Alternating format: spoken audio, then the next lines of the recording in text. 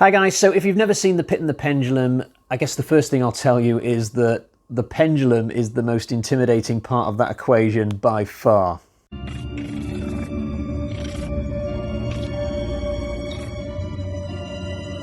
So the other night I had my second ever viewing of The Pit and the Pendulum, and believe me, the first viewing was like 30 years ago possibly. In fact, I remembered this film being in black and white, so it was a little bit of a surprise the other night when I put the Blu-ray in and discovered that it was actually colour.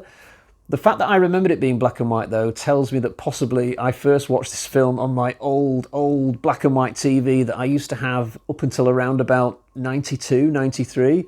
So we're talking maybe 30 years between the two viewings, but I always remembered this film. It definitely had an effect on me as a boy, and I never forgot the ending. Incidentally, there may be spoilers today. I'll do my best to sort of skirt around the big revelations as best I can, but enter at your own peril.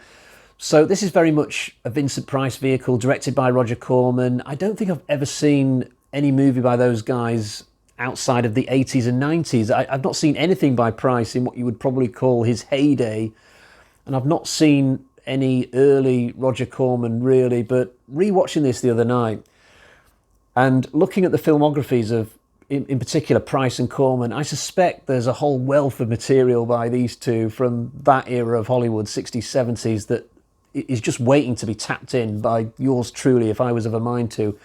And I absolutely plan to do that in the coming months and years, because I was really impressed by this film on second viewing. This isn't one of those occasions where you watch something and you think, oh God, how did I find this film scary when I was a kid? The film isn't as creepy for me now as it was when I was a child, but you'd expect that, you know, now that I'm considerably more grown up. But there were other things about this film that impressed me this time that maybe I was a little bit too young to be impressed by back at the start of the 90s. So essentially this is a spooky castle film. To give you more of an idea of the plot, there's this character called Francis who lives in England, and one day he gets this telegram from Spain. It turns out his sister has died of some kind of illness. Her sister is married to Nicholas, and they've been living in like a castle on the coast of Spain or something, but the telegram that Francis receives from Nicholas is a little bit scant in details about the sister's death. So Francis decides to travel to Spain and investigate this death himself. He turns up at the castle and Nicholas invites him in and tries to give him a little bit more explanation as to how Elizabeth died, but Francis is still not satisfied. So he pledges to stay at the castle without even being invited for a few more days, do his own investigation, possibly even speak to the doctor who presided over Elizabeth's autopsy, burial, whatever. And as soon as he decides to do this, strange things start to happen around the castle, weird noises and things going on, and it seems like possibly Elizabeth isn't dead after all, or maybe there's just somebody pretending to be her. And at this point, we're very much into the main thrust of the movie. This film has a number of facets that you could aim your phrase at, but you know what, I'm going to start with Vincent Price. I want to start with Vincent Price. His performance in this film is absolutely phenomenal. He just brings so many layers to this character of Nicholas, especially the scenes where he's emoting over his dead wife. The performance is just so good to watch. It's like he's acting in theatre. It's like he's convinced himself, Vincent Price, that there's a live studio audience watching his every move, and so therefore he has to put every last sinew of effort into his portrayal of this character. But it's something else. I've seen at least one review that tries to claim that maybe he's hamming it up in this film. He's being a bit pantomimey. I respectfully disagree with that. I think this is just an actor who is absolutely throwing his life and soul into this role. He's giving 125%, and he's just fantastic. He's just completely overshadowing everybody else in the film. I mean, the other performers, they're fine. They're reasonably good actors, and I'm sure that some of the women in this have been in other horror films of the times, and John Kerr, who plays Francis, I'm sure he's a fine actor as well, but when it comes to him, he's a little bit overshadowed by Vincent Price in this film. I mean, compared to Price, Kerr just seems a little bit flat and stiff at times.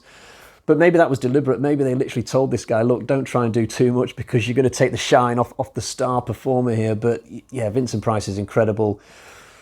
If there's another star in the film other than Price, it's probably the actual castle, because the production design in this is amazing. I mean, I think Hammer would have given their right arm to have a castle that looks as good in terms of the interiors.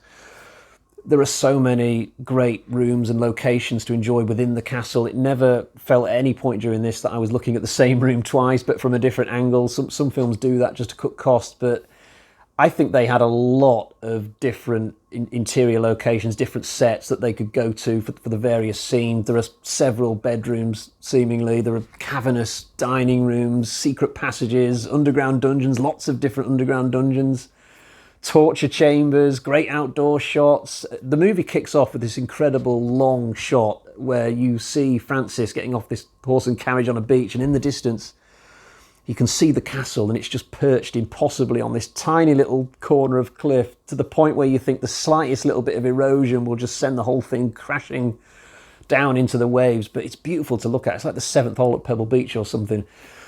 Obviously it's not a real place, it's just a matte painting or whatever, a bit of trickery, and the film doesn't linger on Francis's his trip from the beach to the castle. And I'm sure if you pause just on that picture, that really gorgeous matte painting, I'm sure you'll be able to see that there's no clear path from the beach up to the castle, but maybe if the character goes right round the back of the cliffs or something, there's something there. But you know what, it doesn't matter.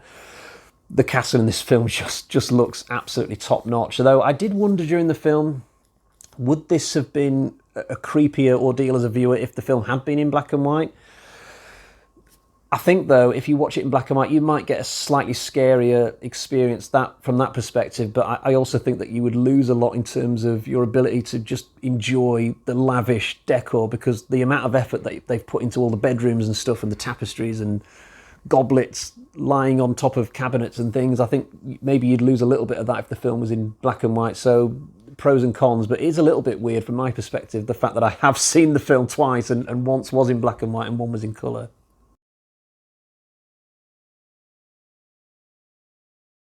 So torture is definitely a big theme in this film. If you still don't know, even at this point in the video, what the actual pendulum means in terms of the title, it's basically a swinging saw thing that comes down slowly and slowly until eventually it will dissect you if you're the unlucky person tied down beneath it.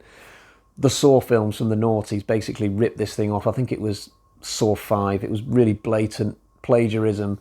What I like about this film, though, is that most of the torture implements you see were actual things used in real-world history. You know, I definitely recognised the rack, for instance, and there's like a brazen bull thing with spikes inside it. I recognise that as well from various history books and pictures.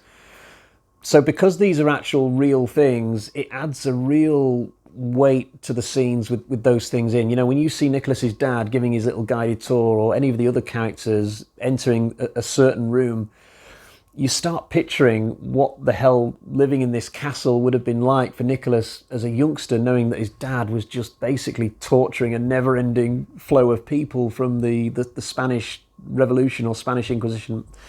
My history is not very good, but this film definitely takes the approach of what you can't see is scarier. You know, we don't need to see limbs being torn from bone, blood flying around. For all the torture implements in this film, instruments, you don't actually get to see anybody being tortured, but that is absolutely horror as I like to see it being done a lot of the time. And the film takes the same approach to the scenes up in the higher parts of the castle. You know, when the characters are running around reacting to accordion sounds or various other sounds, pictures being ripped mysteriously, you don't see distant figures disappearing around corners, although that can be fine if you take that approach. But it's all left in your mind in this film, and as a result, it's just very effective, and it does give you the creeps just a little bit. Do I have any criticisms of this whole affair? The only thing I'll say is maybe I would have developed some of the characters a bit more, therefore I would have made the film a bit longer. It is only just a shade over 80 minutes, I think. I would have liked the maid character and the butler character to have a few more lines. I would have liked to have discovered a little bit more about the doctor. I certainly would have liked to have known a bit more about how Elizabeth went from being this supposedly very nice woman from the south of England into being this really psychotic bitch who could act like she does at the end of this film. I've sort of given a little bit away there, haven't I? I also would have liked to have seen a little bit more development in the potential romance between Francis and Nicholas's sister, but you know what? When all's said and done, there are plenty of things that you could do to expand this film. Would that necessarily make it better? I'm not so sure. it's hard enough getting modern day audiences to check out these old films without making them longer still. So I don't know. Maybe I've just got no actual genuine criticisms for this, actually. They did do a remake, I believe in the late 80s, early 90s. Now, having only just rediscovered this film and really enjoyed it, I'm not desperate to jump into the remake, but maybe at some point further down the line.